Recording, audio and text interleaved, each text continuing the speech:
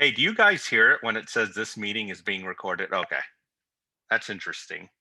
Um, what we'll do, we'll go ahead and get started, and we will go ahead and do your self-introduction speech. If you remember, hopefully you remember that. Um, Simple speech. You'll see me if you see me looking down a lot, it's because I have my other computer, my laptop here that I'm trying to live grade your self-introduction speech as you give it. So don't think I'm not paying attention or playing on my iPhone or anything like that. Um, Also, I just wanted to clarify one thing because I got two contacts last week concerned about this that in the Top Hat platform for your under the grading scheme, like it was showing that you had zeros for homework. Don't worry about anything the Top Hat grading says. There's nothing been graded. There has not been anything graded yet. All your grades are on Canvas, so don't worry about anything Top Hat says. Just so you can feel better about that.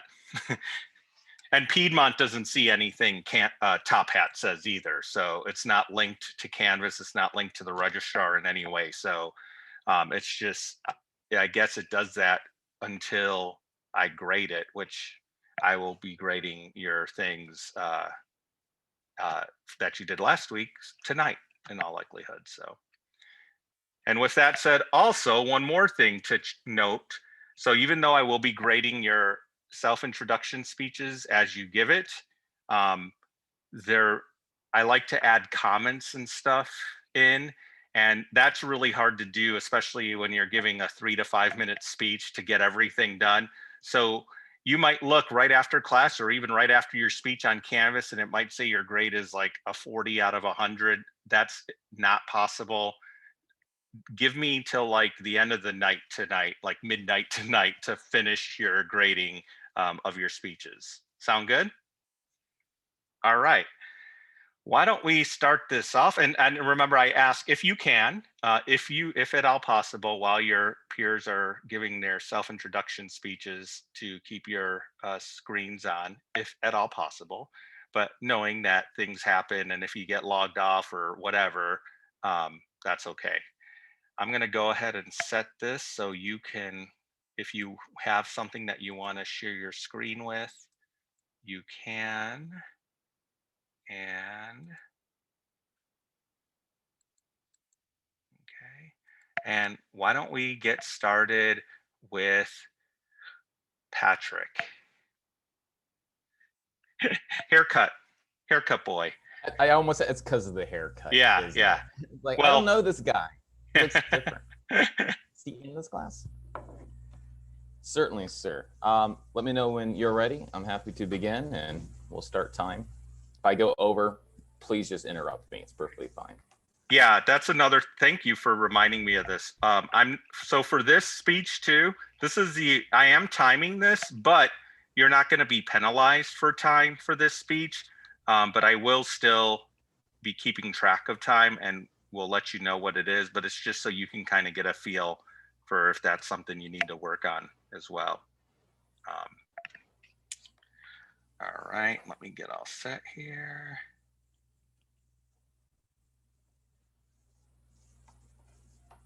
All right, so whenever you're ready, you can get started. Thank you, sir. Well, good evening, everyone. My name is Patrick Young. Hello again. We met unofficially last week in some capacity or another, but I was the guy who had the long shaggy hair and talked about Power Rangers. But I've cleaned up since then, and I'm not going to talk about Power Rangers too much today, okay? But it is part of who I am. But I was born in Kentucky. I learned to swim, crawl, walk, and talk in Miami, but I was predominantly raised in Gainesville, Georgia throughout my adolescence. But I do claim Decatur, Georgia as my hometown because that's where I've been. My wife and I have been raising our family, our two little boys, including our beagle, okay? Our oldest son, Tennyson, he's 10 years old. He is named after the poet, Alfred Lord Tennyson. And Venture, who's 3-year-old, he's not named after anyone, but we still love him. I am a theater major here at Piedmont. I'm a non-traditional student. So I started way back in 2002. So even before that fancy little mass comm building was built across the pond, I would perform in the Jenkins Theater, which is in the basement of a building is where I used to perform at. But since then, I moved around a lot, got married, raised a family, been here and there and everywhere else. But what I do currently is I actually teach middle school. I teach middle school theater at a Visual and Performing Arts Academy in Rockdale County. And even though I don't have a degree, that's what I'm trying to do, try to complete that degree. I have state permit. It has been approved because I have what's known as industry experience. I've been an artistic director of a playhouse for a number of years in Georgia. I have been an actor and a director in the local theater scene, primarily within the parameter, so around the Atlanta area itself.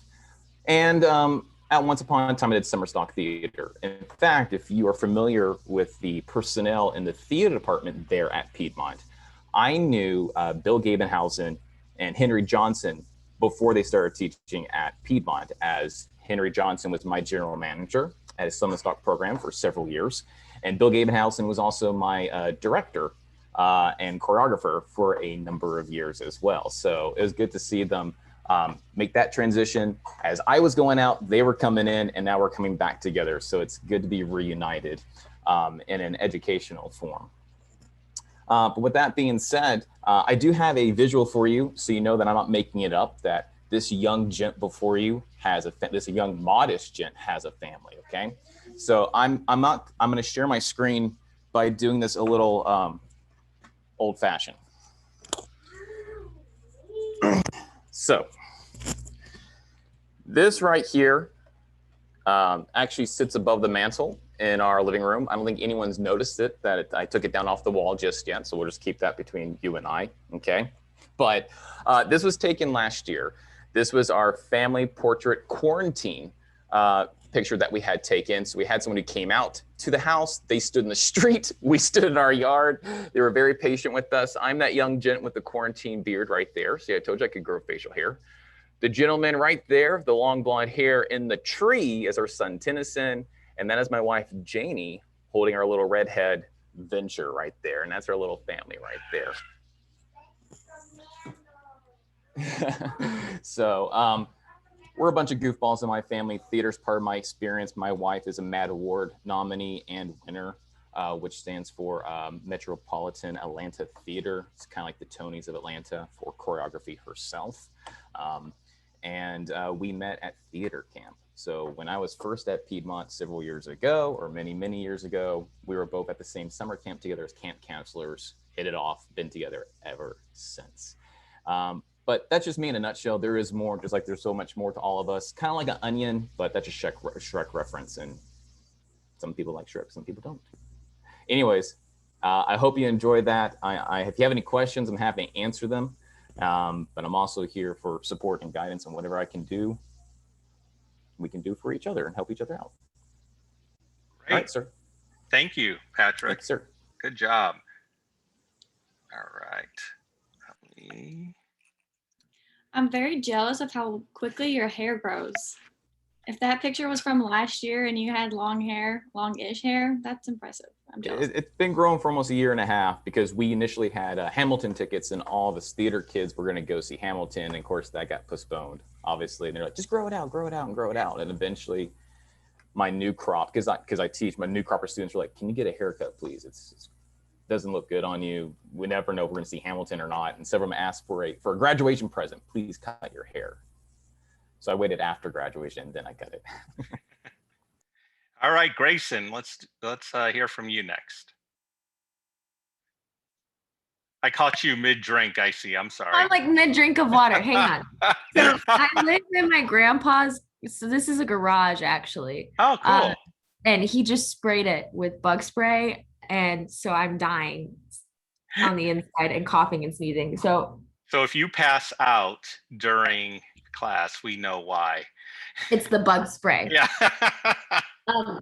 So Patrick blew that out of the water, and I'm a little nervous to go now. We should have saved him for last. Don't be nervous. By the way, to everyone, this is this is the easiest graded speech you'll have. You're all going to succeed in this. Have confidence. Okay. So I actually have a little prop that goes with my speech. So I'll pop it in a second, but I'm just going to go ahead and start. So have you ever stood in the mirror and just stared at yourself? I mean, really looked at yourself and thought positively. Or instead, this is the only mirror I have. Or instead, do you stand there like I tend to and think about all the things you've not done, successes you've attempted but you failed at, or thought about what you could change about your appearance to make yourself more appealing to the human eye? I firmly believe this is something we all struggle with at one point or another in lives. And I really thought long and hard about what I was going to make my speech on. And if I'm being honest, I couldn't really come up with much. I am a nursing student with a very busy schedule. I have a German Shepherd named Axel, and I have a really bad habit of picking up too many hobbies. Thank you, quarantine. So instead of telling you about the superficial things like a trip or my dog, I thought I'd go a little deeper into who I am as a person. If you asked any of my friends and family about me, they would most likely tell you that I'm someone who could talk to anyone and anything, including my 20 plants. I have a ton of compassion, and I tend to make too many crochet hats for them when it gets cold outside. My mom has 12. I like to think that's what makes me unique, though, and good at what I aim to succeed in life. As I said, I'm a nursing student, but while I wait for that RN, BSN, and the fancy piece of paper and the cap and gown, I'm working as a mental health care tech in a psychiatric facility currently. I've always been a people person, the shoulder to cry on, the stronghold when someone needs it, but sometimes that's not what patients need. Sometimes they just need someone to sit and talk with them about music or art or even about animals in a situation that I've been in before. And that's where I come in as a person. With a mixture of my people pleasing habit and my ability to talk an ear off, I am the one that typically gets called in to get a closed off patient to open up and begin the healing process. I will say, though, that being someone who aims to make everyone, including my patients and my family, happy, it's not always a good thing. You know that saying when people are like, fill other people's cups. I do that extremely well. But sometimes I forget to refill mine. So at the end of the day, I go home from wherever I was and I sit down and I find it extremely hard to focus on myself and recouping myself from the day. This in turn becomes a vicious cycle. I occasionally remind myself to fill my own cup, take a bubble bath, drink some wine, and I'm good for a little bit. And then it hits emotional exhaustion, or as I like to call it, brain fog. Sometimes it's accompanied with getting sick. I'm notorious for getting strep in the middle of July, which I've never heard of until I did it. Or I stress myself out so bad that I break out into a stress rash, which is super duper cute. But as bad as that sounds, I love who I am. And as I grow and I learn the ropes, I'm still very young, I learn to appreciate who I am and what I can do as a person. And everyone who supported me through it, I appreciate them extremely. My mother has taught me strength and persistence being an ER nurse for almost 20 years. My father has shown me what love looks like by holding on to a marriage that is rocky at times for almost 20 years. And my little brother has taught me how to properly embarrass a 10-year-old. And I think that is the best thing in my resume so far. And he's also taught me that sudden hugs are necessary, even though it's getting a little harder now that he's taller than me and he weighs more than I do. And in the end, I've taught myself that loving myself is not a bad thing. So the next time you choose to stand in the mirror and scrutinize yourself, your failures, or how your nose curves to the right a little bit, remember that that is superficial. That deep down, you've made so many strides to where you are in this very moment, some strides longer than others. And without your failures in life and the things that make you unique, we would all be carbon copies of each other. And where's the fun in that? Excellent job. Thank you. Really good. Thank you. Yeah, and you were nervous. All right. Good job, Grayson. Gray. Let's go up. I'm going down the line as how you appear on my screen. So So if you wonder what my order is, that's kind of random, I think. But Claire, you're next. Okay, just a warning, my Wi-Fi is a little rough, so if I cut out, just yell at me and I'll stop. Okay. So the number 10 has several meanings. In general terms, it can be known as the first digit number or the most common way to incrementally count. On a more biblical side of things, God's word is to live by. To me, number 10 was the beginning and ending of everything. My name is Claire Varney, and I was born and raised in Crossville, Tennessee. I started playing basketball when I was 5 years old, and my first jersey number was the number 10. Ever since that day, I've basically let basketball guide my path, Lord willing. I followed basketball through elementary school and then moved to high school based on which had the better basketball team, and then I played there for 4 years. When I got to high school, I had to change my jersey number, which I thought was going to be the end of the world. I had to go 4 years with a different number. Somehow I made it through. Then I went on to a Division II college in Nashville because that's where basketball was pulling me, and I played there for a year. Again, they didn't have either of my previous numbers, so I had to change my number. I definitely don't know how to have my number, but somehow I made it through. After that year, I had a better opportunity for basketball at another school, so I transferred there my sophomore year of college, and I had to change my major from nursing to neuroscience. As you can guess, the new school didn't have my jersey number available, so I had to change it yet again. In my head, if you can't already tell, I'm a head case. I just had to end my career with the same number I started with, or else I wouldn't survive. I had to choose another number that wasn't my number, and of course, it was the end of the world. Even through such a tragedy, somehow I made it through. After those years were done and over, I received news that I had one more year of eligibility due to the pandemic. Yet again, another opportunity opened up for me to play basketball at another school, which is how I ended up at Piedmont. This time was different though. This school, my last school, had my basketball number. I had to change my major again from transferring with my jersey number 10. I'm now attending Piedmont University with a major in psychology and playing basketball one last time. Even though I got my number back, like I always dreamed of, I learned something more valuable over those years. Well, maybe two things. One is that I can't blame basketball for my reasoning to go somewhere or do something anymore. So I have to finally be an adult and choose my path after this, which is going to med school, and no number can define you, whether it be a scale, a ranking, likes on social media, a bank account, or even something as simple as a jersey number. Even if it seems like the end of the world at that time, somehow you will make it through. Really good. Thank you, Claire. Excited to have you on our basketball team. Thank you. Did you get number 10? Yes, I did. Good. I Excellent. know nothing about basketball, but I will happily come and support you in your last year and my last year. Oh, thank you. All right. Sherry, you're up next on my screen. Hey everybody. I'm an older student at Piedmont University. I am the oldest of 4 children. I was born and raised in Atlanta. I moved up here in Hart County in 1981. I met my husband in 82. We married in 83. Had our first daughter in 84. So I was very busy. I'm the mother of 2 children. I'm the grandmother of 7 grandchildren. I mainly want to talk about being an older student at college. I was working at a local distribution center for over 20 years and knew that I wanted to do something different with my life.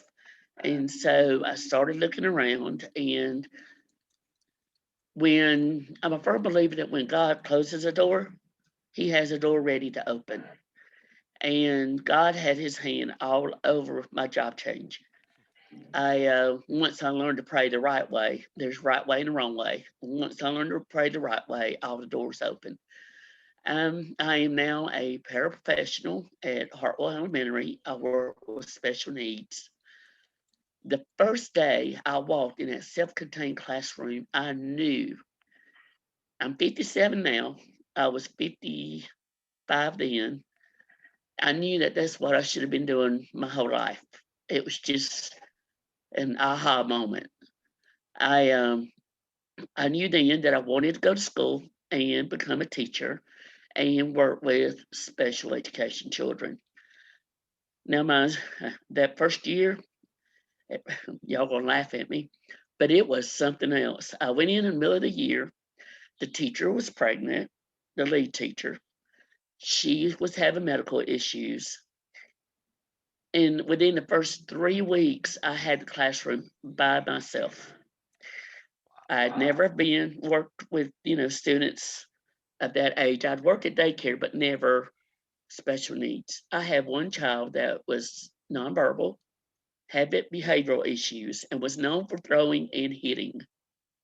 So when she went out that first day, I was scared to death. I thought, oh my heavens. So I stuck it out, and she ended up going on maternity leave in February instead of March. So that made me the lead teacher with subs. And I'm like, oh no. And here I have seen this nonverbal special needs child throw some fits, and it scared me to death. And I thought, how am I going to do this? I'm not trained. God was all over it. When the lead teacher left, I was able to establish a great relationship with this little boy. I learned that this is yes, this is stop, this is no, and this is eat. I got away with a lot of stuff with him when I went eat because he loved to eat. I never had to call administration down to the room. I never had to call the parents. He ended up having a great year. Well, then the next year I got moved to the skip room, which is special kids in pre-K. That is where I'm currently working now. I've had some friends tell me that I'm a little crazy to be as old as I am, going to school to get a teaching degree because I'm so close to retirement. When I tell them that I could see me doing this past retirement because I never wake up dreading going to work. I look forward to going to work. When they say that if you enjoy your job, it's not work, it's true. My previous job, I found every reason in the world to wait the last minute to go to work. This one, I love it. Being in college, I've proven that I'm still smart. I was very thrilled to find out that I made the dean's list last semester. So I still have it. I'm not too old. And I want to teach my grandchildren that you're never too old to go after your dreams. And, it doesn't matter what it is. All you have to have is a goal and a dream. And I can't wait till I have a degree and have my own classroom and be able to make a difference in a child's life. And that's it. Very good, Sherry. Thank you. Very Sherry, I loved that. That was great. I'm in the same position. When I started working in special needs, I knew that's where I was meant to be. I love it. It takes a special heart, a special person, and I love it. It's wonderful. Thank you. All right. Well, Carla, you're actually on my screen now, I think, because you talked. Not that that should prevent anyone from commenting, but are you ready to go next? Oh, I think you're on mute. There we go. Perfect. All right.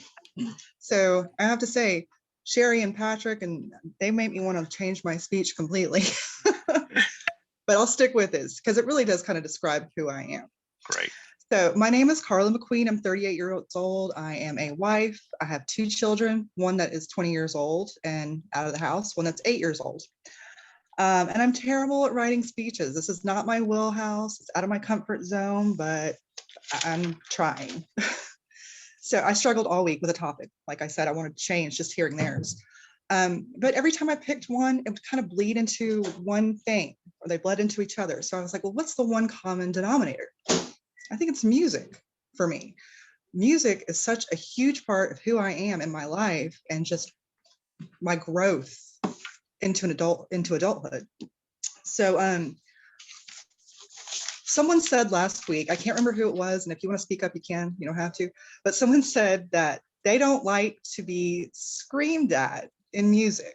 And I thought it was funny because I kind of do. I'm a little bit of a metalhead, and I've had many nicknames when I was, in my early 20s. It was Hot Metal Mama, then it became Metal Mama. And then my friends, some very good friends, they named me Mama Lightning, and that's the one that has stuck for almost 15 years. But I love more than metal. I was raised on rock and roll, disco, funk, jazz, opera, classical, and I love all of those. Maybe not disco so much, sorry, Mom, but the others have huge influences on me. When I was little, my sister and I shared a bedroom, and my mom would put on our little clock radio to the classical station. I think it was like 88 point something. And that's what we went to sleep to. So it really was like ingrained in us, like that style of music. So when I got to middle school, I was blessed enough to have a school that had more than band and chorus, they had orchestra. So that's what I joined, and I learned the bass, but I went around to every instrument. Violin, teach me what you learn. Viola, teach me what you learn. Cello, teach me what you learn, because I wanted to be that just immersed into it. I wanted to be knowledgeable in it and just be able to play it. It was so much a part of who I was, like I said. I was actually about 10 to 12 years old. I was at Dollar Tree, and they had a CD. It was Hungarian composers and compositions. My mom's Hungarian. So this became like one of my favorite CDs as a kid before I discovered like punk rock and ska. That was a big one in my teen years. My grandma, though, she's from Naples, Italy, was from Naples, Italy. And she listened to jazz, like Dean Martin and Frank Sinatra. And she and her siblings, they would stay up till like 2 o'clock in the morning, drinking espresso, listening to jazz and opera. And those were huge influences on me. From that, as an adult or teenager, I discovered Louis Armstrong and Billie Holiday. And those are some of my favorite musicians ever. And the opera thing, oh my gosh, opera has such a forceful impact. Like, you cannot understand the language sometimes, but just the emotion and the passion that the singers portray really hits you. Like, I can hear an aria from La Boheme and break down crying. It's just that impactful to me. But back to metal, I didn't really get it at first. I was going to this church with some kids that were like me, and we listened to punk rock and ska, wore the big Jinko jeans and stuff. Well, then all of a sudden, everyone starts talking about this band called Zayo, and I'm like, who is that? And I listened to it for a little bit, and I was like, I just don't know if that's for me. Well, later on down the road, I ended up getting married to this guy, and he was in a metal band, and he said, just give it a chance. So I went into my living room, I sat on the floor, I put the CD from Under Oath called Cries of the Past into my CD player, turned on my surround sound, opened up the book, the lyrics, and the first song was called The End. I'm going to read a little bit of that just to kind of let you guys understand where I'm coming from. So it goes, here I am at the end. This wall that blocked you out for so long opens wide, and I begin to burn from the inside. I'll never forget that night. Get a little emotional. The night that made Jesus Christ turn the blackness to white. I loved his boldness to speak about his faith through his music. I had been through a lot at that point. I lost someone that I loved very much. And I was pregnant at a young age as a result. And so this music really just kind of saved me. So, there's so many negative connotations with metal, but if people just gave it a chance, they might see what we see in it. Because I really did attach myself to that scene. And it was just the best time of my life, being at the birth of this scene and going through the evolution of it. And I think it's kind of what led me to my husband as well. This was back in the MySpace era, what I'm about to talk to. Do you know that? You know it, Joe. Yeah. So back then, you could like, decorate your page to like suit you. You could list all your bands. You could have music playing. And my husband found me and noticed that we had the same likes, and he thought I was hot. So he friend requested me. And we started talking, and we had the same aspirations and dreams. And we met soon after, and we've been together ever since, almost 15 years. So music really has just had such an impact on who I am and how I've grown as a person. And I'm thankful for it. I really am. Very good. Excellent. Very inspirational. I think you'll appreciate this. All three of my boys, their first concert ever, all three of them, Skillet. Oh, wow. Oh, wow. Yeah. That's awesome. Yes, I hear you. Hearing Our- that, maybe I'll give metal another chance. And sit down and read the lyrics like you did. Yeah, there's so many subgenres too. There's different like styles of metal, and you just kind of have to find what suits you. I don't like all metal, but certain Like- subgenres. Like Joe said, I like Skillet and Disturbed and all that Yeah. stuff. So maybe I'll sit and read the lyrics. I just struggle if I can't understand what they're saying. Yeah, Yeah. Connect. that's where I was at the beginning of my journey with metal. But Well, I just took the time. Meatloaf's a collaborator who wrote a lot of his songs for Bat of Hell. He turned into a Broadway composer. Right. Wow. He had several Tonys on his plate before he had passed away. So you never know. It That's unites everything. It's cross genre. Wait, Meatloaf's dead? His composer friend Oh, I thought you said Meatloaf was who dead. transferred to Broadway. No, nothing will ever keep him. We will bring him back. You almost crushed Grace's heart there. I forgot all about my props for you guys. Oh, that's okay. Let's see it. This is my vest that I wear to shows. I'm still working on it, but it's Put got it my up higher. nickname. Oh, It says cool. Mama Lightning, and this band is Maylene and the Sons of Disaster. I Mhm. talked about Under Oath. The singer left Under Oath, and he formed that band, and it's one of my favorite bands now. So Very cool. I have pictures of my family, but I'm on my cell phone. It's really hard to share it. So Sure. I won't take up any more time with it. Great job, Carla. Thank you. Thank you. All right, Ashley, you're up next. Hi. Hello. Okay. My name is Ashley Smith, and I grew up in Tequila, Georgia, which I told y'all last week. Both of my parents worked full time. So during the summers, like when I wasn't at school, I stayed with my grandmother, who was a school teacher. And I loved everything about her, and especially that she was a school teacher. And so I spent many of my summer days playing school. And even like I can remember for Christmases, I would ask for all the things that you need to be a good school teacher, a chalkboard and, workbooks and all that kind of stuff, to play with my make-believe students. I always dreamed of being a teacher. And so fast forward a little bit, and I graduated from Tequila High School, and that was a long, long time ago. But I married my high school sweetheart shortly after high school, and then I went to Gainesville College, which it's not Gainesville College anymore, it's UNG. But I got pregnant with my son while I was in college, and I was working full time, and this was a long time ago, like 25 years ago. But I was working full time, I was going to school full time, and just didn't feel like I was doing any of it well, and felt like something kind of had to go. And so, didn't want to get rid of my kid. I couldn't get rid of my husband. And so it was college, and that I gave up. And so I quit after I got my associate's degree. And so fast forward through, the birth of my daughter and 20 years of life, and I got divorced. So that was about 2.5 years ago.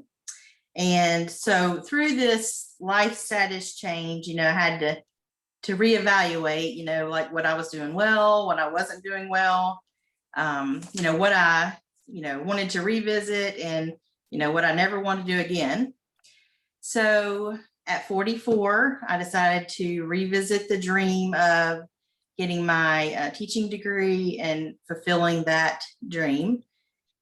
So that's how I ended up at Piedmont a little more than 2 years ago. and it has not been an easy road. I have, of course, a single mom. I work 2 jobs and I go to school full time. And, but I'm about to see my dream of getting my degree and, becoming a teacher come to fruition, because this is my last semester. I'm taking 3 classes this semester, and then in August, I will start teaching at Banks County Primary School, doing my student teaching as a gen ed kindergarten teacher, and I'm super excited about it. But what I want to drive home here is that, if you're in a struggle where you're trying to decide, if you should keep going to school, or, how you're going to manage to have time to go to school, keep doing it, because, it's really hard later. It doesn't get any easier, at 46, you don't remember how to do algebra. You don't remember those, 2 semesters of Spanish you had in high school. Everything's harder. So hang in there and keep plugging along, because it'll be worth it. That's it. Awesome. Thank you, Ashley.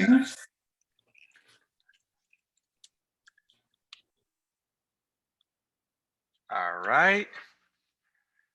And much props to that. I hear you. I've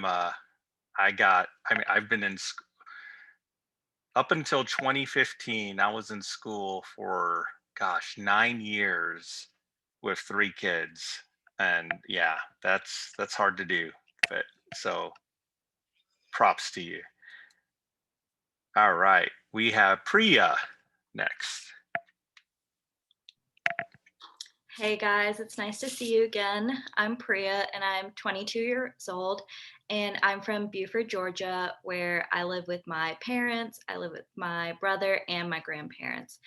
But I think that I am here today because of my grandmother, who came here on her own from India she left her husband behind, and she left both of her kids just so that she could be a nurse here in the US, and she wanted to do more for her family.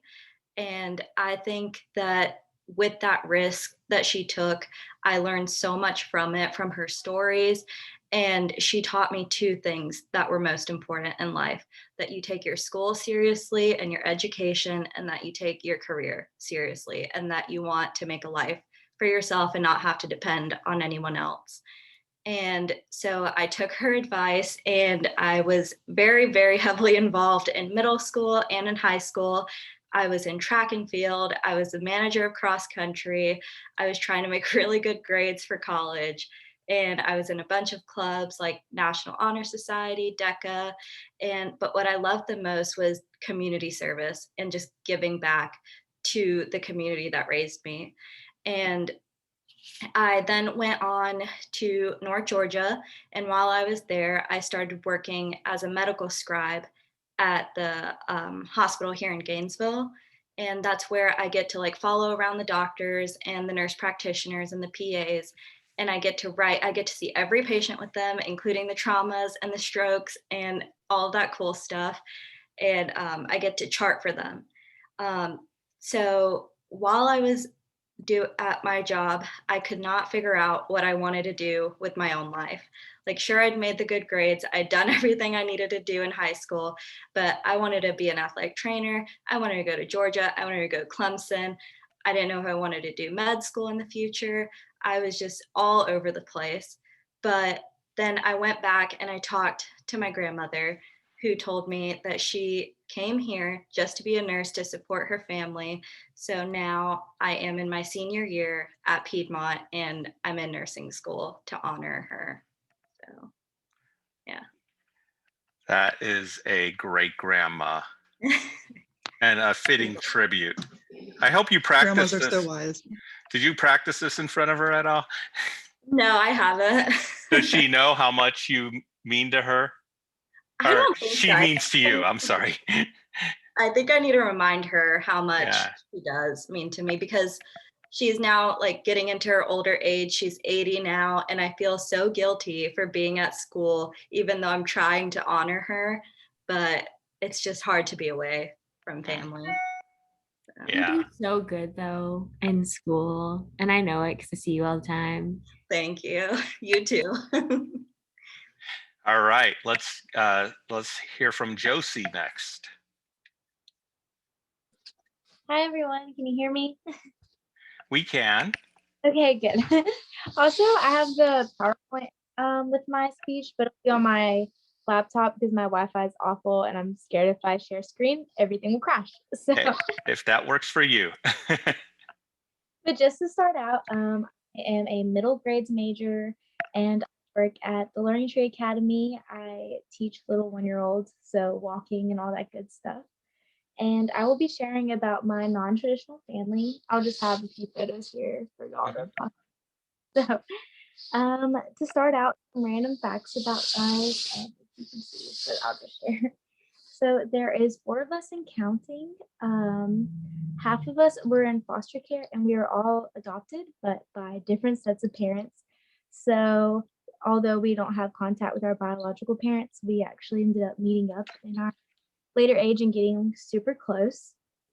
So this is a picture of myself.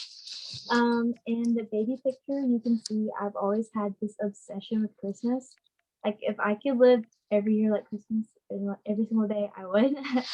And here's just a picture of my boyfriend, and we've been just going out and seeing all the different waterfalls in North Georgia this summer.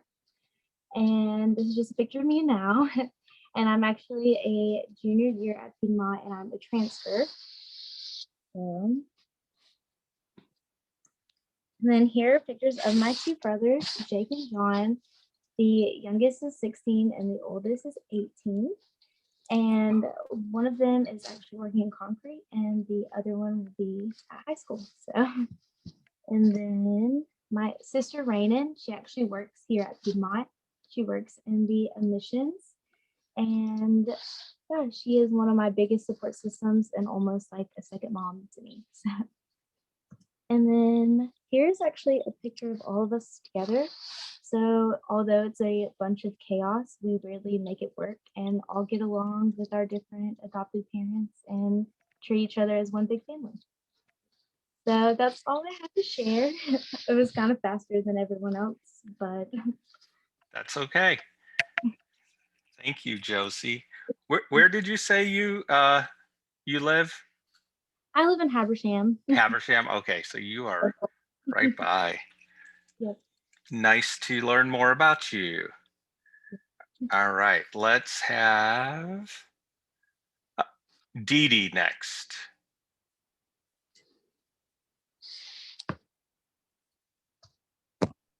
Okay, I'm gonna try to do a screen share. Yes, you should be able to if you just, yeah, go. Do you know how to do that? I'm gonna learn. Yeah. Let me see. Hang on. I've never tried it before, and I've never like done a PowerPoint presentation with a speech, but I'm gonna try it. Whoa, that's not it. Hang on. Mhm. Let me see if I can do this. If you look at the bottom of your Zoom screen, there should be an option to share screen. Okay. Let me see. There you go. You're doing it. Yeah. Boom.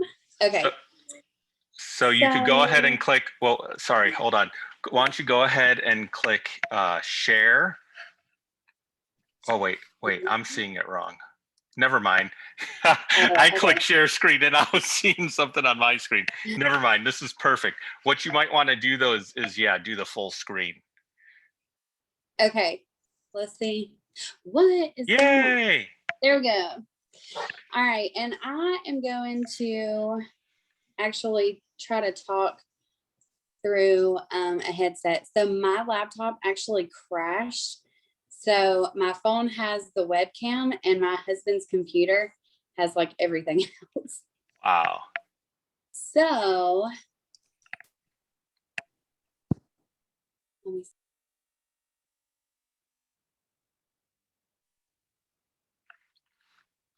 We can't hear you, but I wonder if you're muted on the phone. How about now? Oh yeah, perfect. There you go. Okay. I figured if I tried to talk on my phone, then it might, show my face through my phone and not um, the PowerPoint. Hmm. Okay, so a mother, a wife, and a teacher. The three things that I have always wanted to be. Not necessarily in that order, but nonetheless, those have always been my top three desires. So in 2014, I met a wonderful guy, Brent. We loved spending time together, going out and having fun. Our favorite hobbies while we were dating were kayaking, hiking, and eating sushi. Eating sushi was probably the first on our favorites list. So we had tons of fun and enjoyed each other's company so much that we actually decided to move in together. About a year later, we found out that all the fun we were having was actually more fun than we realized. And we learned that we were having a baby. And if you hear him, he's actually in the background. So we were pretty nervous at first because any discussion we ever had about starting a family or having children was in our further down the road future and not in our so near happening right then future. However, we were very excited very soon. And a few months into the pregnancy, we found out that our little bean was a baby boy. We were very thrilled. We really just wanted to have a healthy pregnancy and baby, and we got both. So we were very blessed. That December, I came home one night from work, and there was literally a trail of rose petals leading down my hallway that was lit up by candles. And I found Brent on one knee. He proposed, and we got engaged. That following July, we welcomed our son, Maverick, into the world, and we became the happiest parents to a beautiful baby boy. One down, two to go.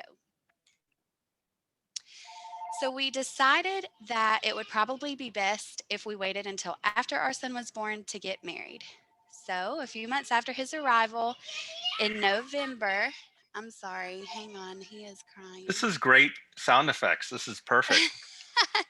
He's like, that's why I was trying to I was hoping that this would block it out a little bit. That's all mommy can do, baby. You're going to have to wait, okay? So we decided that it would probably be best if we waited until after he was born to get married. So a few months after his arrival in November of 2016, we tied the knot and we started our new journey, promising to forever annoy each other and be each other's greatest laughters for the rest of our days. Two down and one to go. So a couple of years later, in 2018, my husband, Brent, was my greatest encouragement and biggest inspiration for me to go back to school and pursue my passion of teaching. I had been a stay-at-home mom for the last 2 years, and I would continue to be a stay-at-home mom for the years to come. So this really presented me with the perfect opportunity to earn my degree and stay home with our son at the same time. I went back to college, and this past December, hang on. This past December in 2020, I actually graduated with my associate's degree in early childhood education. I am now pursuing my bachelor's degree in elementary education, and once I receive my BA, I will continue for my master's degree with a focus in counseling. So, a mother, a wife, and a teacher are the three things that I've always wanted to be. And yes, they did fall in that order. Two down, one in progress. Very cool. Great theme. And it worked out perfectly to have your kid in the background. My husband closes on Mondays and Tuesdays, which both of those nights I have classes, so he's Yeah. always behind me, and I'm just like, I'm sorry. It's no problem, Dee Dee. So nice to meet you. Learn more about you, we should say. Thank you. All right. Who do we They have? made it fun, Dee Dee. Yes, exactly. That's one of the funny things about like when all the classes went to Zoom. Reading the student evaluations. As chair of the department, I get to read all of our faculty student evaluations, and I know that one of our professors apparently has 2 cats that would consistently just crawl on the screen, and another professor has a baby that would constantly interrupt the class. So yeah, and my dog would constantly interrupt the class. That is totally fine. My dog Axel got very well known in my summer semester. Axel, of course. Yeah, he's No. like the nosiest thing in the world. He's right here right now. Aw, And he's just that's so staring on cute. the other side of you guys. That's so cute. All right, Kinsley, you're next. Okay. Hang on, let me share my screen with you. Sure thing. Okay. Can you hear me okay? We can hear you okay. Okay. Do you want? Oh, I'm sorry. Go ahead. So the best way I thought to tell a little bit about myself and kind of share my life was through pictures and through the people that have made me who I am in my life. So I'm Kinsley Smith. I'm a wife and a mother. My husband and I have been married for 10 years. He was in the military when we first got married, so we moved around several times. So every time we would move, I would transfer to a different college.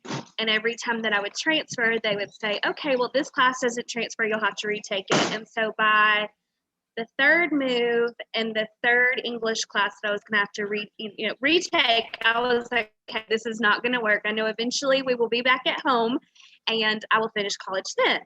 So then came along our first boy, Gage. We have 2 boys. They are 2 years apart exactly.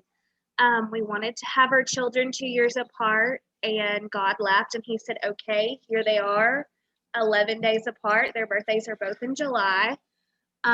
They are now 6 and 8. They play sports. They play year-round sports. Their favorite is baseball, and they are finally going to get to play on the same baseball team, finally, the first sports team together this fall, which we are super excited about. I'm a sister, daughter, granddaughter, cousin, niece, and aunt. Family is very important to me. This is my family in the top, and then my entire family in the bottom. And then on this side is my husband's side of the family. And we get to visit them. They're actually still in the military, so we get to visit them when we get to go visit them in all the fun places that they live. So they currently live in Alaska. So we are getting to visit them in Alaska in July, which is so exciting. Wow. We're going to go visit them for 10 days and do all the fun Alaskan camping stuff. We're super excited about that. I'm a best friend. And if you were paying attention in the last picture, this is actually my sister-in-law. Me and these 2 girls have been best friends since one since 7th grade, and then the other one, who is my sister-in-law, since our freshman year of high school. And we were best friends. She went away to college and she came back, and my brother, who is 2 years younger than me, was not so young anymore. And she was like, oh, he's kind of cute. And they would drive back and forth to visit us when we lived out of state in the military. And they decided, oh, we think we like each other. So they ended up getting married. So I actually got my best friend as my sister. So that was something super neat. I am an animal lover. We live on a farm. We have tons of animals. We have chickens and goats and cows and donkeys and dogs. We breed corgis, so we have some corgis. We have a sheep. We have pigs, not pictured. We love to travel and go camping and go fishing. We take our bicycles when we go camping and ride them on different trails. We try to plan our camping trips around places where we can ride our bikes, and we like to go fishing. Also a fantasy football lover. which makes me I'm very competitive, and it gets very intense in our house because we play family fantasy football, and it gets pretty intense. I am a para at Banks County Primary. This is my first year as a para, and I absolutely love it. My favorite thing to do is the Funky Food Fridays. As you can see in this picture on the left, we were having donuts with sprinkles for the letters D and S that week, which was so fun. I love to come up with Funky Food Fridays. This one in the middle was when we dressed up as the Val teams for Halloween, and then the last one was Farm Day. But that is all a little bit of what makes me me. Yay. Nice to learn more about you, Kinsley. I am jealous that you're going to Alaska. That is cool. I gotta ask, how did your family end up in, or how did family end up in Alaska? They are military also. Okay. So they move around a good bit, and they're stationed in Alaska. We actually plan to go next year, 2022 is what we were thinking. Mm-hmm. But then he got orders that he's actually going to be moving to Texas next. So he called and he was like, if you're coming, you need to go ahead and come. So this is something that's like the last 2 months we decided, oh, we are going now or never. So very cool. All right, we have, let's hear from Amy next. Amy Farlow. Okay. All right. I was glad that the storm passed in Habersham. It was getting kind of roughy there for a few minutes, but it passed, so we're good now. So hopefully it won't cut out. Okay, to introduce, I'm Amy. I am a wife, a mother of a 12-year-old. I'm also a parapro at Demorest Elementary in Habersham.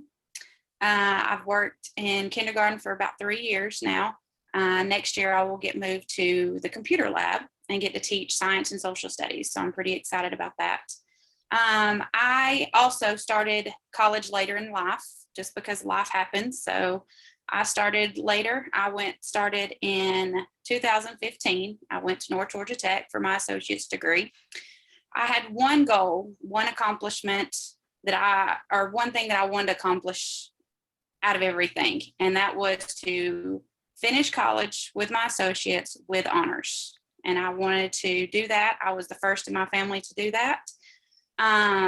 So I started in 2015 for my associates in early childhood. I took my classes, done my NACS classes, took courses online, all of that. Had a great time, met a lot of new people. It was a challenge because I thought, I'm going to be the oldest one in there.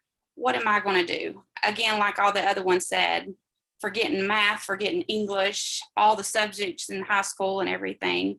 But I didn't. I remembered a lot of stuff remembered a lot of stuff that I thought I'd forgot. I got through it. In 2017, I graduated North Georgia Tech with my associates with an honor seal. So I was very excited about that. I made president's and dean's list throughout several semesters. So I accomplished that, my greatest accomplishment in my life so far. I am now going for my bachelor's in elementary education. I want to become the teacher and get my own classroom, get to do that, get that. I also want to try my best to graduate Piedmont with honors. So far, so good. I've just started Piedmont. This is my first semester, so we'll see how that goes. But yes, I am excited about this career, and I can't wait to finish it and get my bachelor's. Great. Thank you, Amy. I'll hopefully public speaking will help you graduate with honors. Thank you. Let's see here.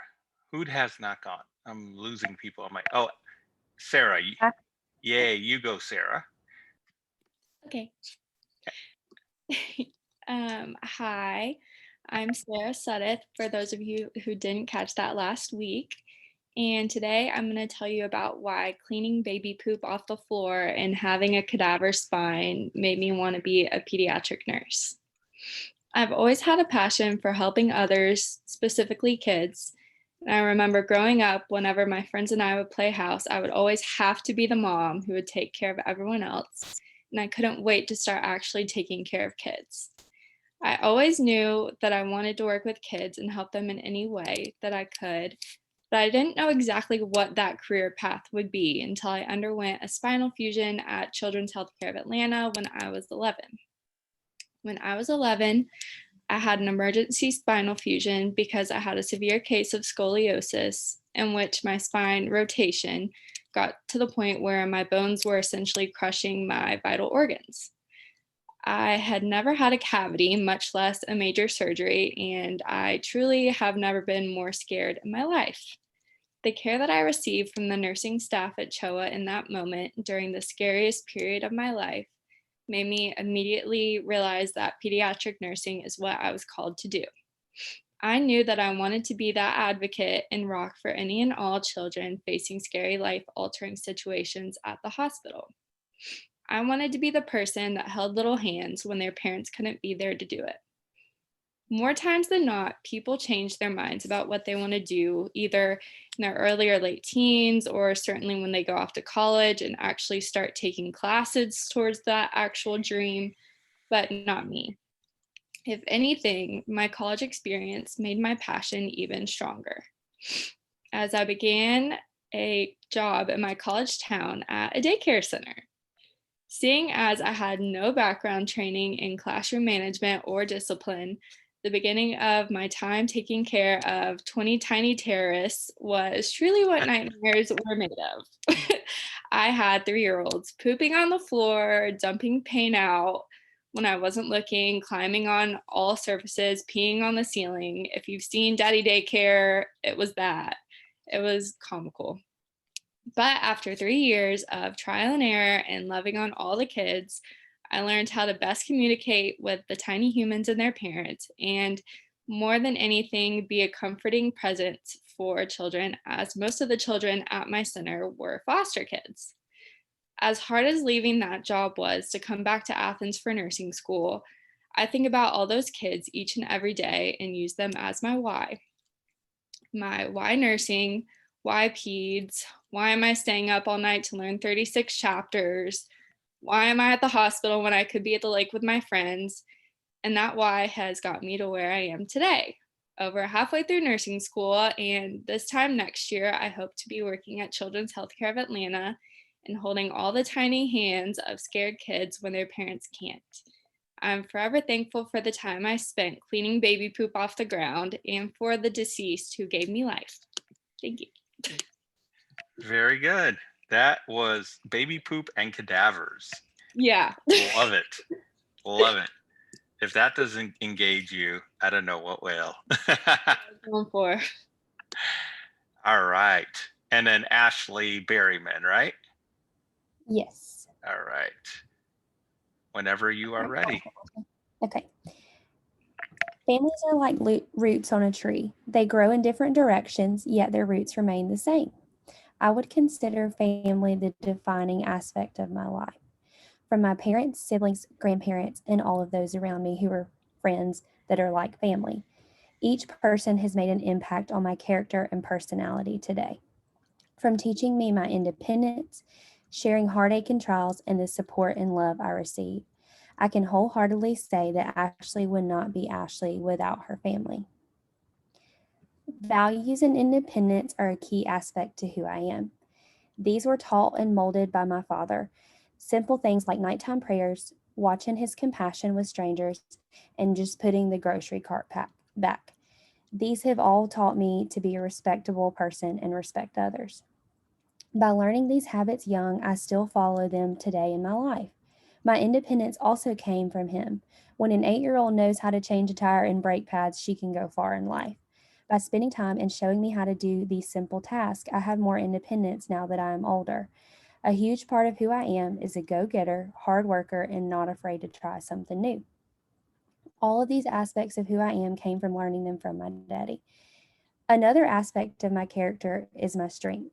In this last month, I lost my grandmother. This was my person who made me laugh the most, told me the hard truth, and also who I could call crying over anything, and she would be there to fix it. She taught me grace and patience with a little bit of Southern charm and sass. My life has been being shaped by her, and I want to have the strength to keep going like she did.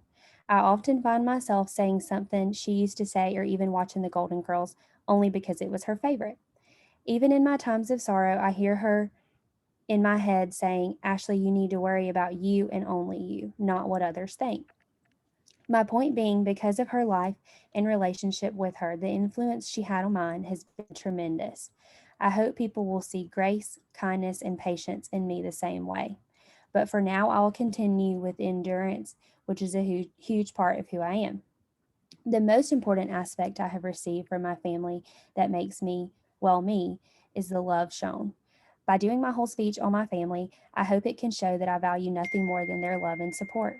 Even when I feel as if there is no one else there, my family will always be. By knowing this, it pushes me to take risk and leave my comfort zone, which I often do. All because family is a soft place to land in failure. I am brave, courageous in my life choices because of them. While I could go on and on about my family all night, the one thing I want to be known for certain is that because of them, I'm bolder, well-made, loved, have more love to give, and confident in my beliefs and actions. Like I said before, Ashley would not be Ashley without these influences in her life. Thank you, Ashley. I'm getting a theme here from people. We love our families, and that is awesome. Great family too. Is that everyone? That is everyone who's here. Great, perfect. Hey, good job on your first speech. Y'all did it, yay. Why don't we take like a 12-minute break. We'll come back at 7:20, and I have a few things just to go over from the readings. So 7:20, we'll come back, take a little break, and be proud of what you've done.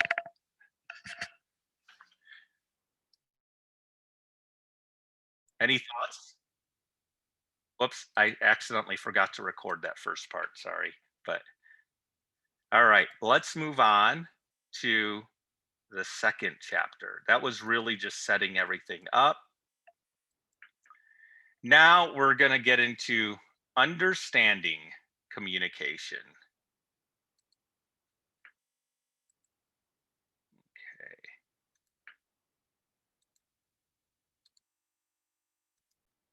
All right. So of course, the key to communicating is having some basic understanding of the communication process. We touched on this a little bit last week, but we're going to go more in depth into the 3 different communication models. We're going to understand how language is important in communication and look at the components of the communication models we're talking about. So there are 3 models mentioned in the book. There's a lot more than that if you ever become like a communication scholar. I mean, there's entire PhDs in communication. But the 3 basic ones are the transmission model, the interaction model, and the transaction model. And let's look at them. So the transmission model is the first most basic form of communication. You can see here, there's the sender, right? The sender is sending the message to the receiver, okay? And they're sending it through a specific channel. Right now, we're sending it through Zoom. And then there's this noise that happens. That's not intended noise. It's that background noise. It's the dog's collar. It's Wrigley, my dog's collar, making some noise. It's a baby in the background, right? It's, I think when one of you were giving the speech, I heard a microwave starting. That's all normal, and that's noise.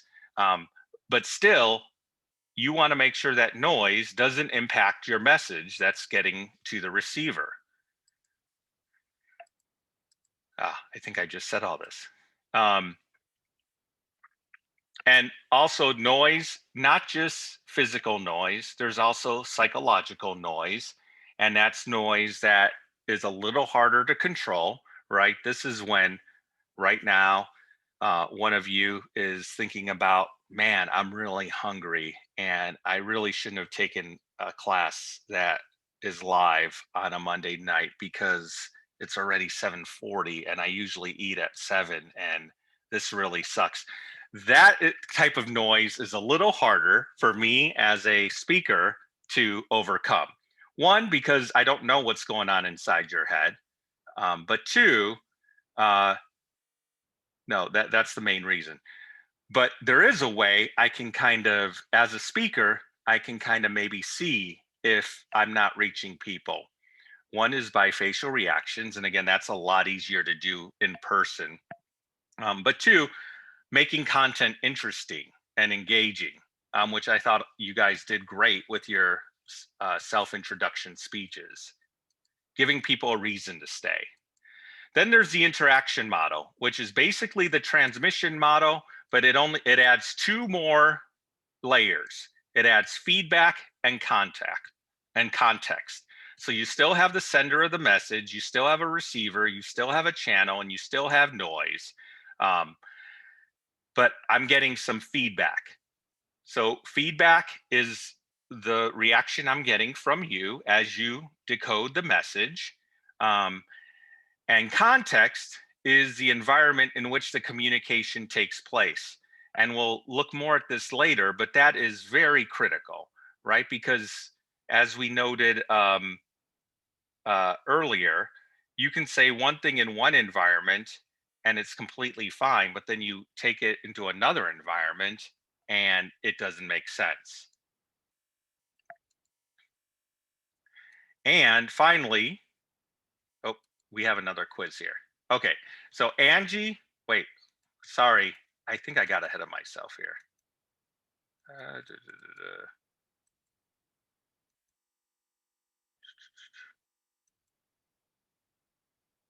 Interaction model. I may have put this PowerPoint out of place. Angie is trying to talk to Jose about this week's homework, but all Jose can think about is pancakes because he is starving. This is an example of what component?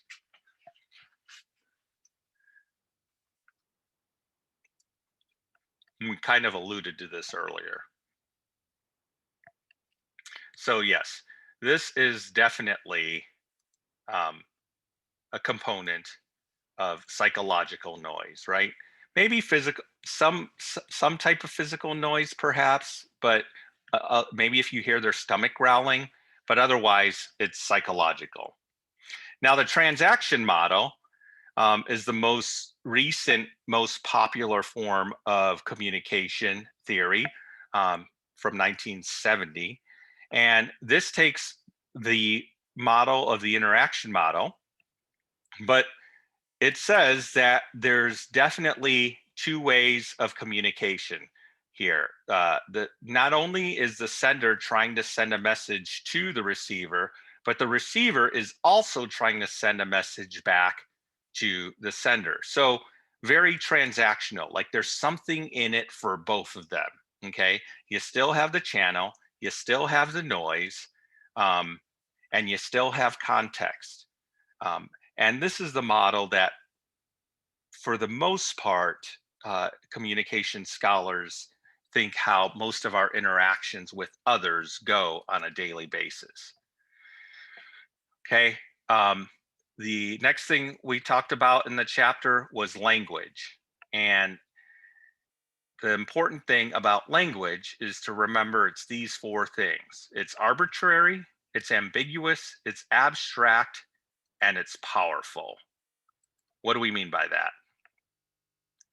I want to skip this one. So language is arbitrary. This basically means that if you think about it, this is one of those mind-blowing things, I think, when you think about, you know, why is the sky blue? Why do we live? You know, what's the meaning of life? Blows your mind away. language, what makes language? And my 13-year-old asked me the other day, who decided what words are cuss words? And of course, as the dad, I'm just like, I don't know, they're just cuss words. Yeah, but who decided they're cuss words? I don't know. That's a really good question. Who decided that? Society decided that. New words are being created every day. New phrases for words, new meanings of words are being created. And it really all depends how we as a culture decide to accept language. There's a great video that I wanted to show you guys that nicely emphasizes this point. Hopefully you get a laugh from this. Grandma's attempt to define modern slang words. Bay. I hear that all the time. Oh, I gotta remember this one. I hate boyfriend when you're 79. I'm gonna include that in my sexting. OD. Overdose. Old dog. He's an old dog. A good friend. Dick? It's over dinner. Okay. Affirming to the highest level. OD. Oh, see, overdose, right? It's OD. Shade. Sunglasses. Shade is the new word for pimp. So if I were to insult somebody, I'd be throwing shade at them. Oh, I know this one. Yeah. I know this one. Fuck boy. That's got to be somebody who's really cute and who's really fuckable, and everybody wants him. It's like Justin Bieber is a fuck boy. Boy toy. Yeah, boy toy. It's like a boy toy. One who acts immaturely. You were right about Justin Bieber. Oh, ratchet is a tool, isn't it? I don't know. I thought maybe it was something you used to fix a vibrator. I thought ratchet was like, that was wickedy wretched. All I know is if the housewives of Atlanta are calling everybody ratchet, I know it is not a good thing. Turned? I turned around. I know what it is. You did? I turned around the corner. To be excessively excited. Or prepared for an event. Intoxicated. Wow. Turned? I'm turned. Turn it up. I'm gonna blow it out the door. Dead ass. Man, you're a dead ass. Yeah. Like a dumbass? Or somebody that's tired? Oh, my ass is dead. To be honest. Oh. I'm serious. Dead ass, man. I'm not fooling around with this. I mean it. Yeah, okay. Wavy. Oh, Yeah, yo, I feel wavy. Oh, so it's not a good positive. It's not a positive thing. Like when I'm done. Really? Yeah. When I'm done doing that, Check then out you my pick it up and- package. Word is with. We're dancing and we're really in there and we be chilling and all this kind of stuff. Yeah, we're in the whip. What do you think? I am not even in the neighborhood. A car. Where the heck does that come from? Is it good on gas and all of that? It's. We're not saying it's a Prius. It reminds me a couple weekends ago we were with my in-laws and my father-in-law had made a suggestion, or he had asked what we're doing tonight, and we're just going to probably go home and just watch some TV. And he's like, oh, Netflix and chill. My wife was like, Dad, don't say that. Like, you should not be saying that. And he didn't understand what it meant. And so language changes, right? It changes. Even language words that have meaning for all the time. And that's the ambiguous part of it. There's a literal meaning of the word, which is the denotative meaning. And then there's a connotative meaning. So an example is, for instance, before 1995-ish maybe, or 97-ish, I'm trying to think. I was in college before the internet, but the internet kind of became a thing my senior year of college. So before like 96 or so, when you said mouse, everyone assumed you were talking about a mouse, right? The little creature that you don't want running around your house. But now, when you say mouse, in all likelihood, the first thing someone thinks about is a computer mouse, even though it still means both things. And so that's how language can evolve over time. Language is abstract. It can refer to things that are not visible or tangible. And when we say abstract, we mean it's not something perceived by the five senses, but it could instead be an idea, a thought, an emotion, a value, a belief, or even an event. So for example, we could, if there's this person, Grace Hopper, who is let's say she's a computer programmer, we can barrel down in this inverted triangle to get to who Grace Hopper is. So looking at me, for example, Joe Dennis, who's a college professor, we could start off with college professor, then we can go to Piedmont University professor, then we could go to Piedmont University mass communications professor, and then we can go down to Joe Dennis. So everything we talk about has abstract meanings, and then we use language to narrow it down to one specific concrete definition. And then lastly, language is very powerful. I think this is something we all know.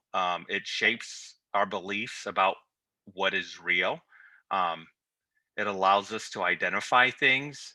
It can also be something that's very exclusionary or inclusive, and it makes it possible to collaborate with others. And here's a great talk. Oh, first, I put this in, the word lit can have multiple meanings in different contexts, okay? This is because language is what? We talked about 5 different things language is: arbitrary, ambiguous, abstract, or powerful.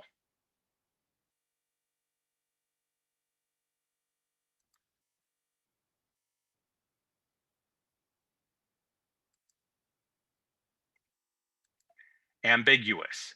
So meaning, again, it has different meanings. It can mean different things at different times. So here is a great little speech. And again, throughout the semester, I'm going to be showing you speeches that reinforce some of the points we're talking about, but are also just damn good speeches that you can use as examples on some good public speaking. And this is a motivational speaker talking about the power of language. They may not have been able to guess it that quickly. If you study ancient texts from all around the world, let's say from ancient Greece or ancient China, you may notice that there isn't a word to describe the color blue. So the ocean and the sky and everything we consider blue today was described in a different color, like a purple or a green. Now, scientists are saying that because they didn't have a word to describe the color blue, they may not have been able to see it. So researchers wanted to test this theory. So they went to this tribe called the Himba tribe that spoke a language that didn't have a word for the color blue. And they presented them with a color chart with 11 little squares of green and 1 little square of blue. And what they found was that they couldn't pick out the color that was different than the others, or they had a very difficult time doing so. Now, when we look at this color chart, it is so obvious that there are 2 colors, green and blue. So you might think to yourself, how is it possible that they can't see these 2 colors? But here's the interesting part. The Himba tribe has a lot more words to describe the color green. So the researchers reversed the experiment, and they showed us a color chart with 12 little squares of green, and they asked us to pick out the color that was different than the others. What do you think? It's a little more difficult, isn't it? But the people of the Himba tribe were able to pick out the color almost immediately. Just one word, like the word blue, can literally change the way we see our world. If we cannot see what we can't describe, is it possible then that words can change everything? I moved to the United States from Korea when I was 10 years old, South Korea. And what I noticed right away was that there are certain words in Korean that didn't directly translate into English. For example, in Korean, there's a word called nunchi. Nunchi is a person's ability to read between the lines or read a situation. And in Korea, it's almost treated like a sixth sense. So if you say a person doesn't have a lot of nunchi, it's almost like saying that this person can't see very well or hear very well. Now, this word exists in the Korean language because Korea is a very high context culture, which means that a person's ability to read context in a given situation is imperative to communication.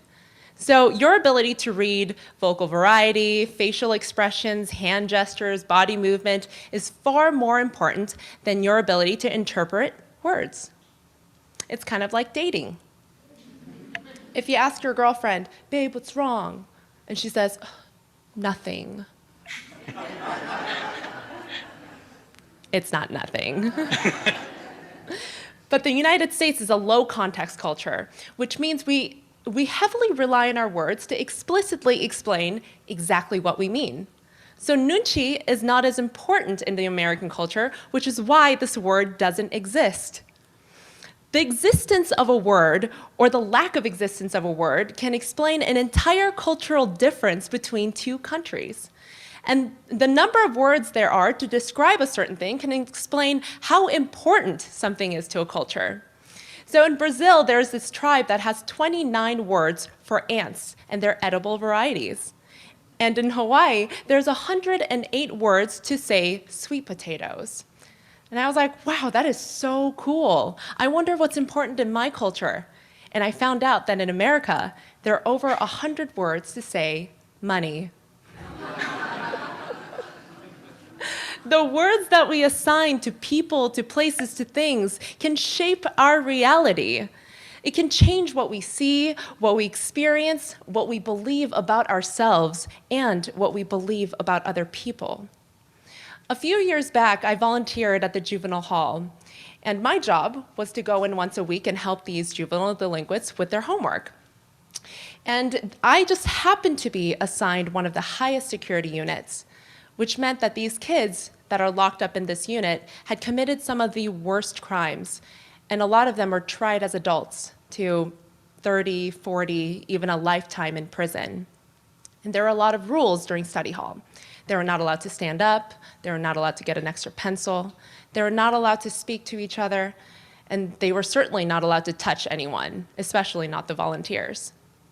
Now, on my first day, I remember walking in and feeling so uncomfortable because as I walked in, I saw some of these kids just start to snicker and whisper disrespectful things under their breaths. And I remember thinking, gosh, they're so different than anyone that I'd ever known. And there was this one kid who was the absolute worst. He would never pay attention, he always looked very angry, and sometimes he would just stand up in the middle of my lecture and start walking away back to his cell. And now he's not allowed to do that. So the guard would stand up and say, you're gonna lose your free time. And he would say, I don't care. And then he'd just walk away. Now one day, I was working individually with these kids, and I sat next to this kid that kept standing up and walking away. And he just sat there with his arms crossed and just stared blankly in complete defiance. And I said, look, I can't help you if you won't even try. And he just sat there with his arms crossed and stared blankly. So I stood up to go help someone else. And at that moment, he reached up and touched my arm. And remember, he's not supposed to do that.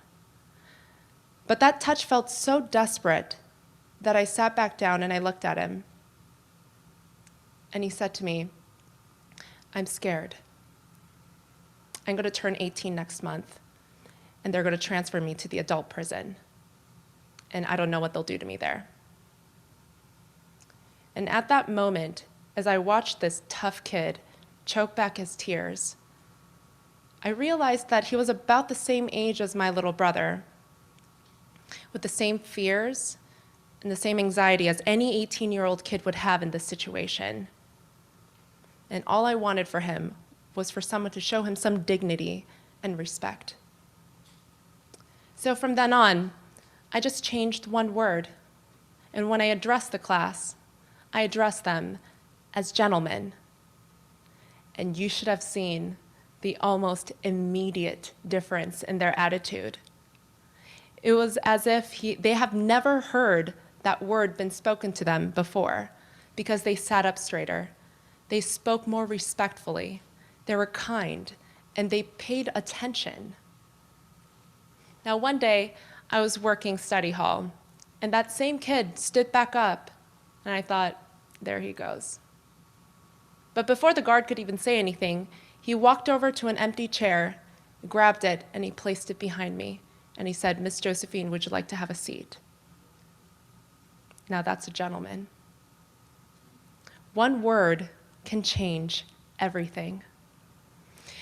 In the United States, we have our First Amendment grants us the freedom of speech, but it's not just a right, it is a responsibility, because every word has consequence. Words have the power to start and end wars. It has the power to marginalize or liberate an entire group of people. Words have more power than we could have possibly imagined. So when you speak, just remember that you possess the power to change the world by changing your words. Thank you very much.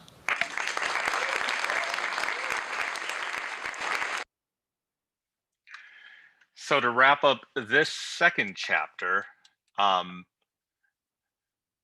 want you to make sure you recognize the different communication models that help us understand the different elements of our communication processes, and you just understand the power of language and speaking and our words.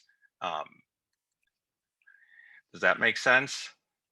And let's go through our last chapter here. And then I will assign you your homework. And no speech next week. All right.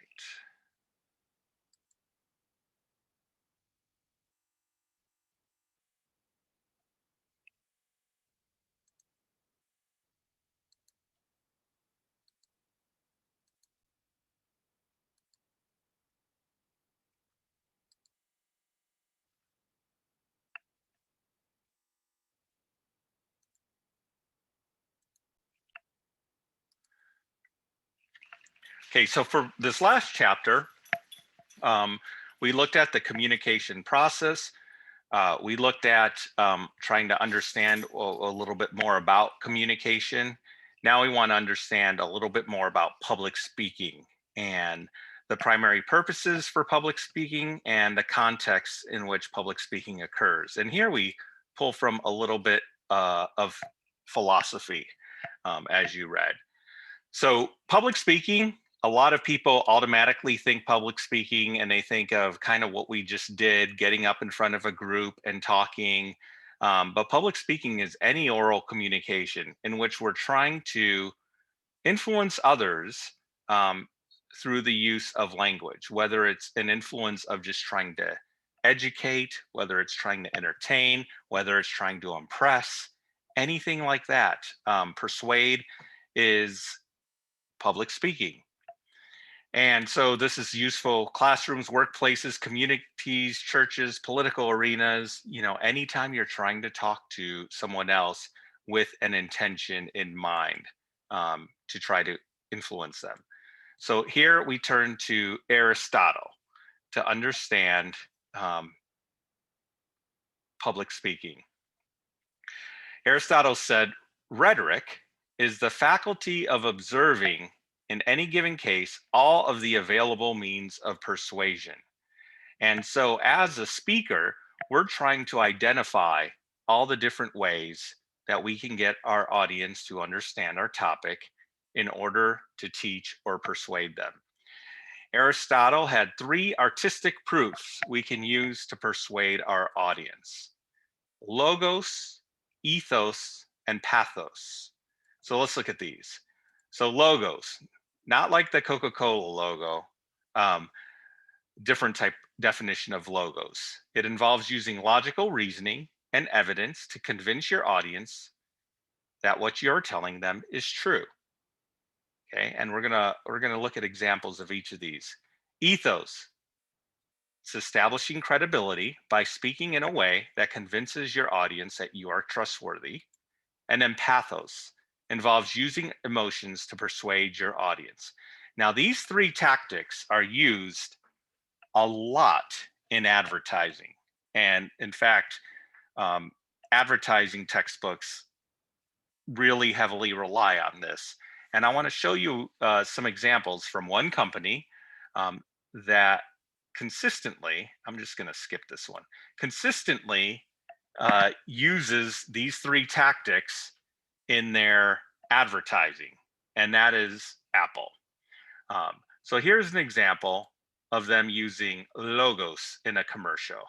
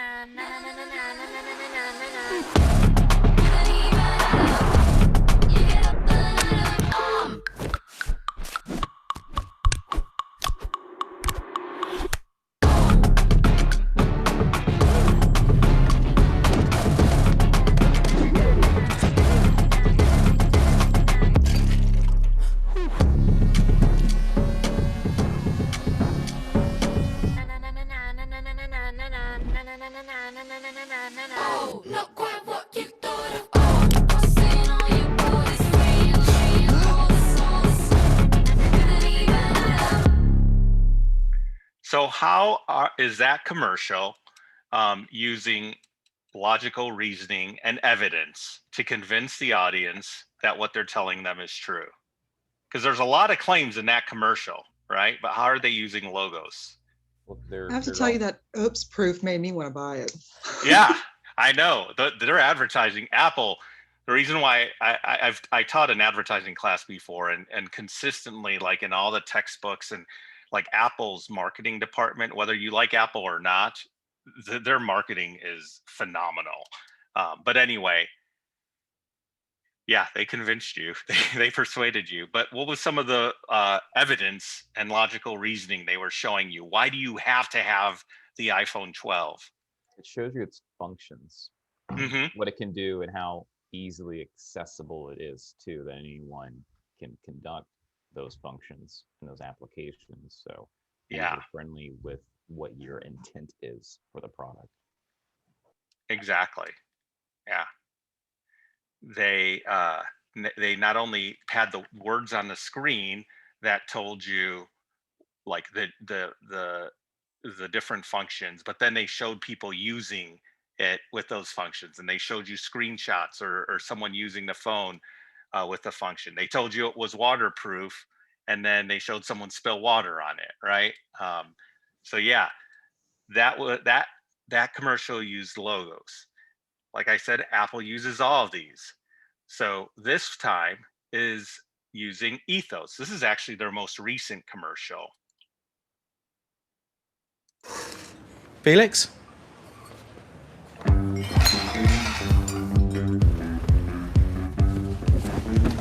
Name? Felix.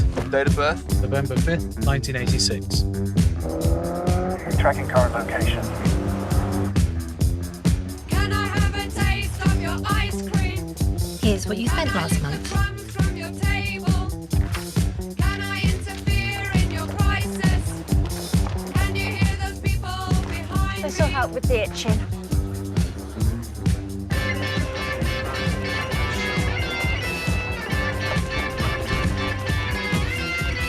Can I have a taste of your ice cream? Can I lick the crumbs from your table?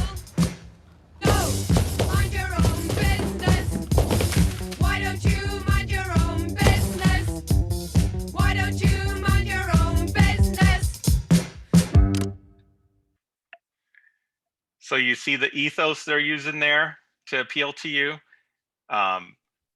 They're showing that you can trust them because they give you full power over your privacy settings.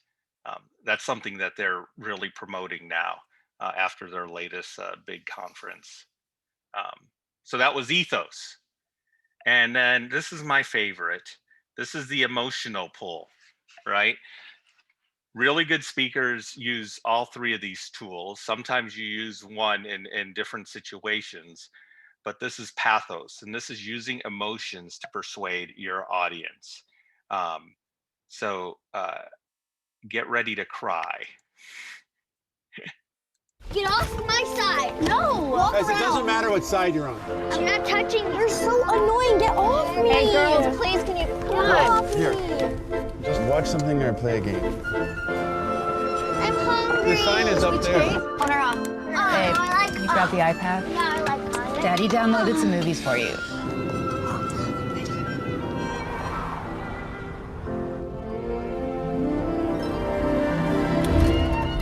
We're here. Dad, are you here? Well. Hi. Yeah, hi, Isabella. Hi. Ava. Guy. Clyde, play Settle with down. me, Clyde. Clyde. Settle down. No, Dad, I will do Oh, that. he like me. Girls, Clyde. in the lounge. Come on. You girls want me to put a movie on for you? No, we got it. Mommy. Yes. Is Grandpa still sad? Yes, honey. Keep busy and don't annoy Grandpa. Say. Leave it. Here, let's take some photos. Make sure you clean that up. Here, take a picture.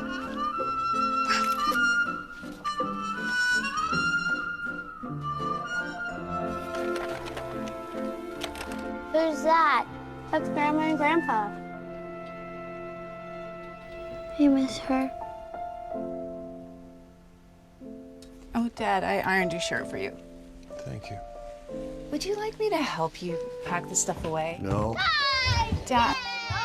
Girls, come on. Let's go downstairs and watch something. Grandpa needs some quiet. We'll just be in the kitchen. Everybody else at the golf course feels the same. They're just so. Thanks. A-U-G-H-T. Girls, you really need to go to sleep. You just woke us up. If you wake us up before 6 o'clock, I'm opening all the presents. Isabel, it's too early. It's for all of you. Haha, girls. Just happened. What is this? Nana fell in love. Oh, look at your hair. Here, this is how you do it. When did you do this? You two beauties. Clyde. Oh, no, There we are. Mom fell in love with Dad. We are pretty perfect. Yeah. You See, are. number one, the best.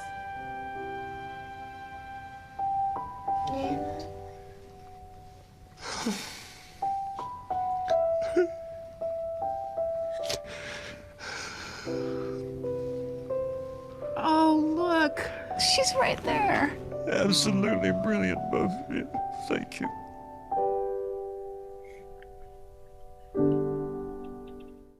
Goosebumps. Isn't Dang that it, Joe. touching? Music. The music from Up. That's Yeah. what gets you. Yeah, it's everything about it. But yeah, pathos, right? And we've all heard emotional speeches. I mean, these are all commercials, so they're all highly produced and whatnot. And but we've all heard speeches like that too that could be very powerful and very emotional.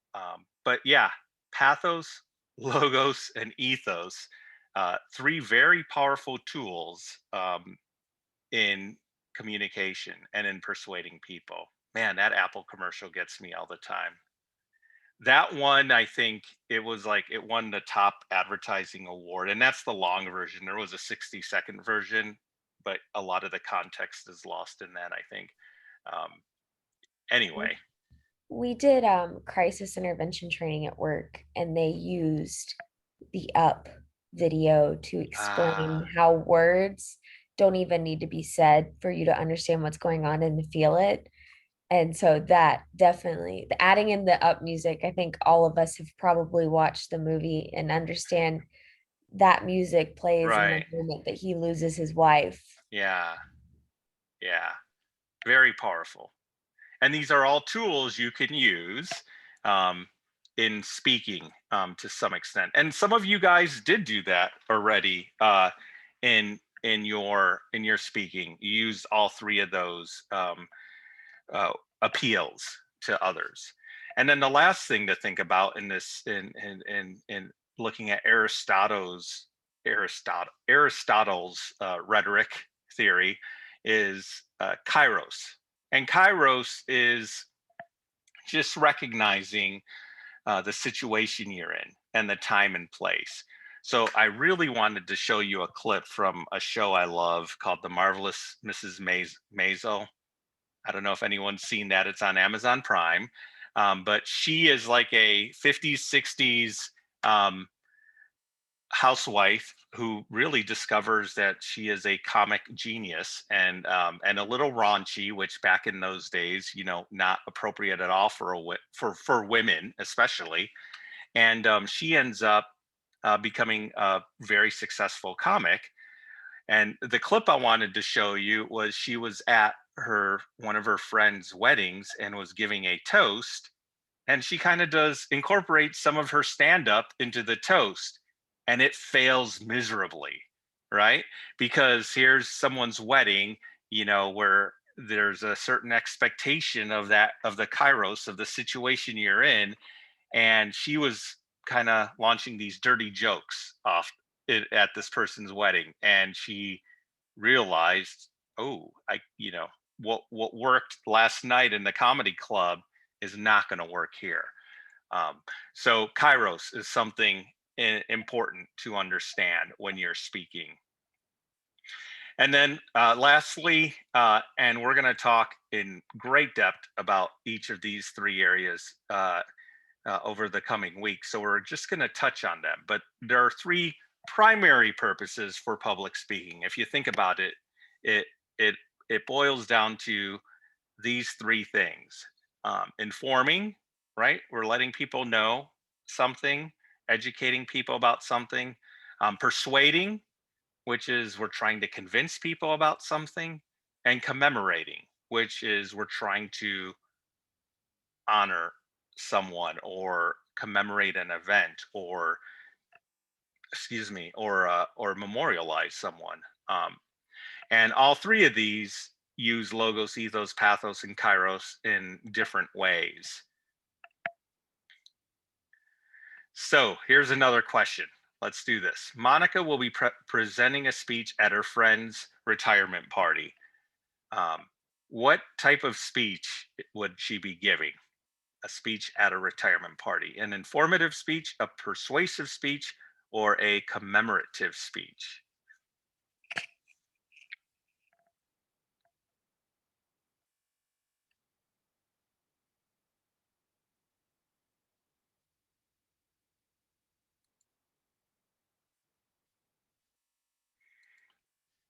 So she would be giving a commemorative speech because it's a friend's retirement party. So she would kind of be commemorating that event and talking about her friend's career and what her friend has accomplished, perhaps.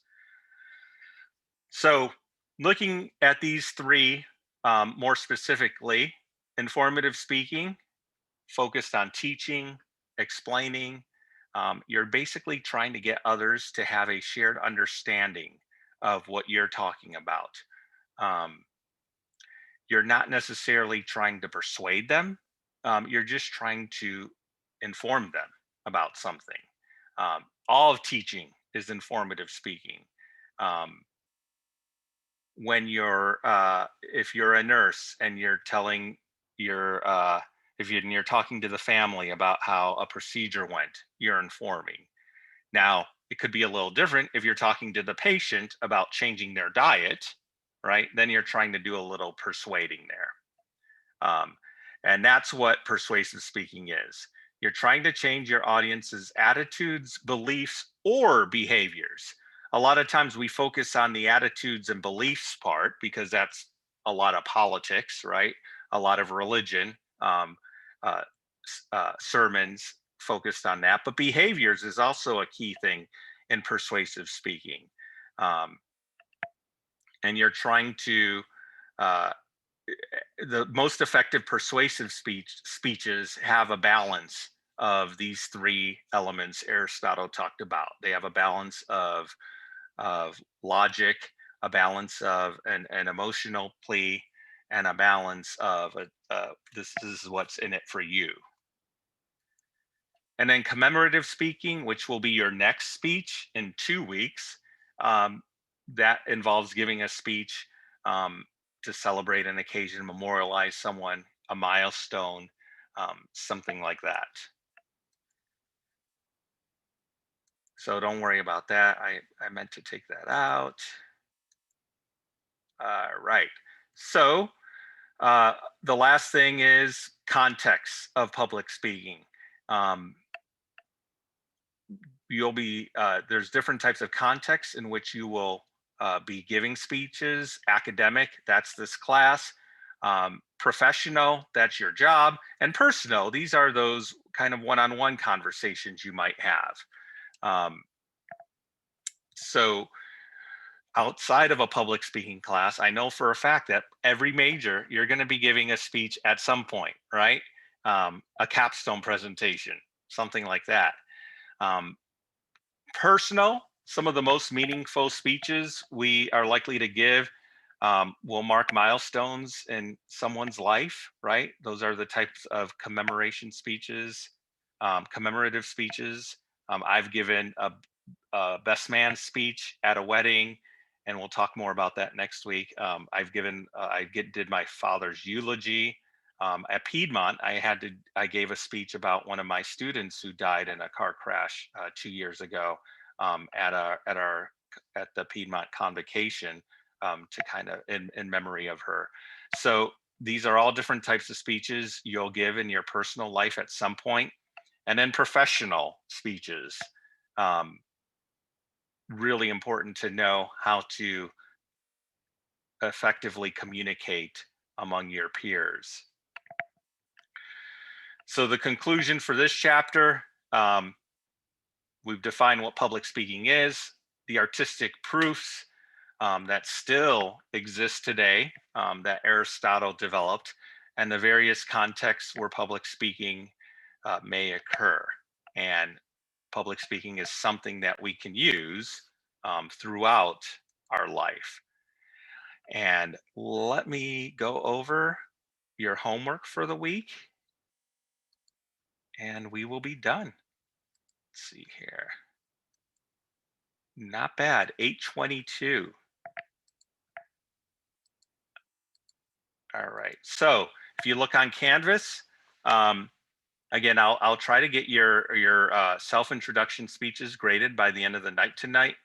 I have to cook dinner first.